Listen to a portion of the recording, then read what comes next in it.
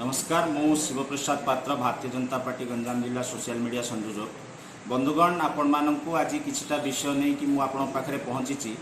जे गंजाम जिले में विगत किछि दिन हला जो विधायक विजु जनता दल गंडा गंडा विधायक ब्रह्मपुर ग्रस्त करी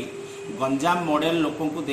देखिबू लोकों को देखेबू आ से विधायक माने निज निर्वाचन मंडल से मॉडल उपस्थापन करिवे बोली सरकारी खर्च रे जो यातायात करूचंती भारतीय जनता युव मोर्चा तरफ यह विरोध करा जायतिला कहीं ना गंजाम मॉडल वर्तमान जहाँ गंजाम जिले में चली ताहा प्रकृत मॉडल लोकों पाखे पहुँची पारुनी। प्रकृत मॉडल है आजिका समय रे गंजाम जिलार स्वास्थ्यर प्राण केन्द्र एमकेसीजी मेडिकल रे ना डाक्तर अच्छी ना ट्रमा केयर अच्छी ना क्रिटिकल केयर अच्छी न्यूरो सर्जन नहांती नेफ्रो डॉक्टर नहांती कार्डियक सर्जन नहांती स्वास्थ्य व्यवस्था संपूर्ण बेहाल बर्न यूनिट नहीं जदि कौन व्यक्ति दुर्घटनाग्रस्त होती तो तुरंत ताकू कटक बड़ मेडिकल किंबा वाइजाग किंबा भुवनेश्वर जावाक पड़े। तो यही प्रकार मॉडल देखा विधायक मैंने आसते कि द्वितीय कथा है आपण मानकर शिक्षा व्यवस्था गंजाम जिलार कहले न सरे भाई कहीं एठी ब्रह्मपुर विश्वविद्यालय सर्वपुरातन विश्वविद्यालय एटी सर्वपुरातन कॉलेज खलिकोट कॉलेज अच्छी विभिन्न स्कूल अच्छी आपण माने जो देखिए हजार हजार शिक्षक पद भी खाली पड़ी शिक्षार भित्तिभूमि किसी ना कोटी क्लासरूम ना कोटी पिला माने गछ तले भी पाठ पढ़ुन से नजर भी आसी तो शिक्षा व्यवस्था न सुधारिकी माने को प्रकार गंजाम मॉडल देखापी आसते विजु जनता दल विधायक मैंने उत्तर देवे। तृतीय कथा है गंजाम जिला हूँ उपकूलवर्ती अंचल एटी पाखापाखी 100 मीटर रु 100 किलोमीटर रु 200 किलोमीटर पर्यंत उपकूलवर्ती अंचल अच्छी सेठी से उपकूलवर्ती जो अंचल को जदि आमे डेभलप करि पारथांदा राज्य सरकार तो आजिका डेट रे बहुत लोक नियुक्ति पाई थांते पर्यटन रो स्थिति बढ़ी थांता तो बहुत किछि हे पारथांदा किंतु ताहा मध्य राज्य सरकार स्थाणुता एवं अनिच्छा कारण आज हे पारुनै। तो यही गंजाम मॉडल देखापी विधायक मैंने आसी। फोर्थ कथा है सबुठु बड़ प्रमुख कथा जे एटा भारतीय जनता पार्टी दाबी नुहे एटा सरकारी रिपोर्ट कहूँ जे गंजाम जिलूर सर्वाधिक युवक निजर पेट पाटना बाहर राज्य को दादन खटिया जाउछंती। गंजाम जिला मुख्यमंत्री को निज जिला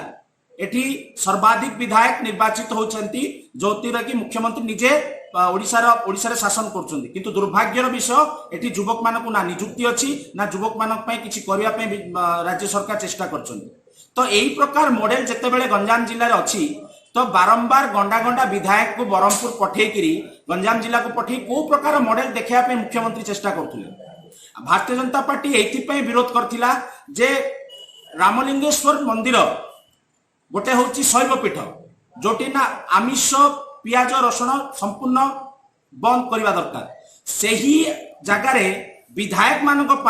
प्रशासन गोटे अलग नियम कला जे राति 8टा पर जो जनसाधारण पैसा रामलिंगम पार्क को डेभलप करथिले सेही जनसाधारण को बैन करी विधायक मानक निजे से भितर प्रवेश कर अनुमति दे सेठी आमिष मद मांसर आसर चलैथिले। यही प्रकार हिंदू धर्मर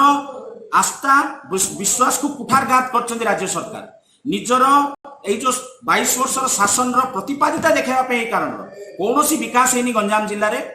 विकास ना रे केवल जनसाधारण को भुआ बुले गंजाम जिले में आज पर्यंत गोटे स्मॉल इंडस्ट्री कर पारे राज्य सरकार टाटा को 300 एकर जमी देले क्षमा करेंगे 3000 एकर जमी देले 3000 एकर जमी रे आज पर्यंत प्लांट टी बसी पार्लानी दिन राति श्रमिक माने स्ट्राइक रे बसुछन सेमानकु तमान रोजगार मिलिनी कहिकी